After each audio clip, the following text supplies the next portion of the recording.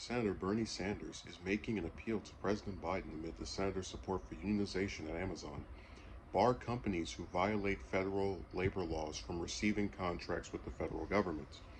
In a letter to the president, which was first reported by Politico, Sanders referenced a campaign promise Biden made as a then presidential candidate in which he said he would impose a federal debarment for workplaces that opposed unions illegally and vowed to only give out federal contracts to employers who agreed not to run campaigns that were anti-union.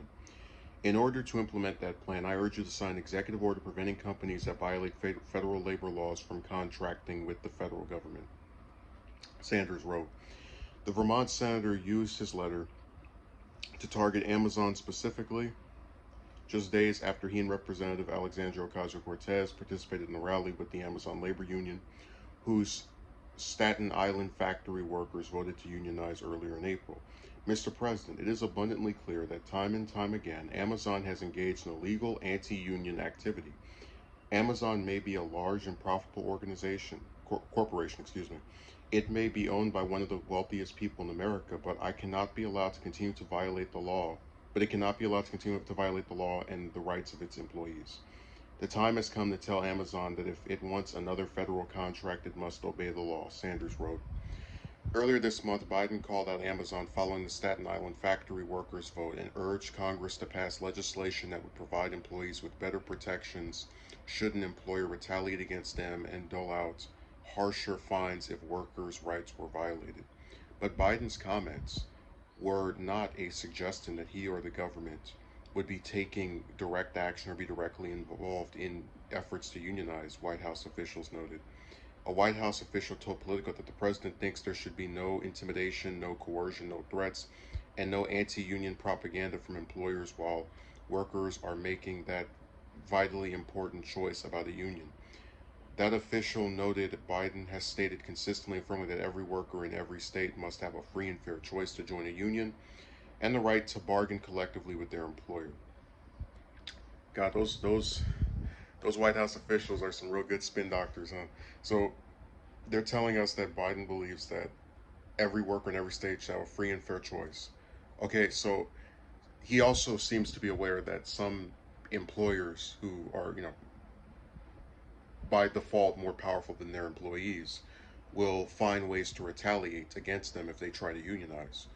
So I don't understand why he can't do what Sanders is asking him to, which is bar companies violating federal labor laws from receiving contracts with the federal government. Because to me, it seems like a pretty apt punishment. Hey, you want to violate our laws? We're not going to work with you anymore. We can't shut down your business and make it to where nobody can work for you again. But we can certainly choose whether we want to associate with a company that does not follow the laws that we've imposed for our society. Since we're pro worker as our government pretends to be. Um,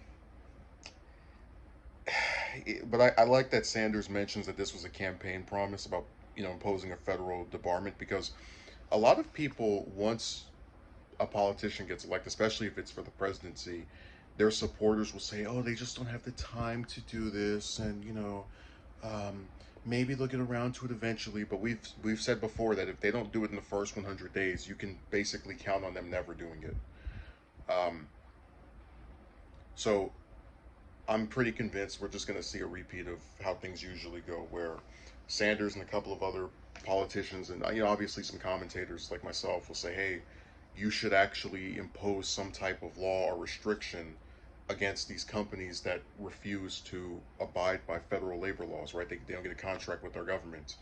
And then Biden, because the masses don't pay attention, will be able to just kind of coast to um, either re-election or the Democrats keeping the House or Senate, because they're actively choosing not to assist people, even in much small, like, forget Build Back Better for a second, but just this is so much smaller than that, and Biden won't even do it, and he has all the power to.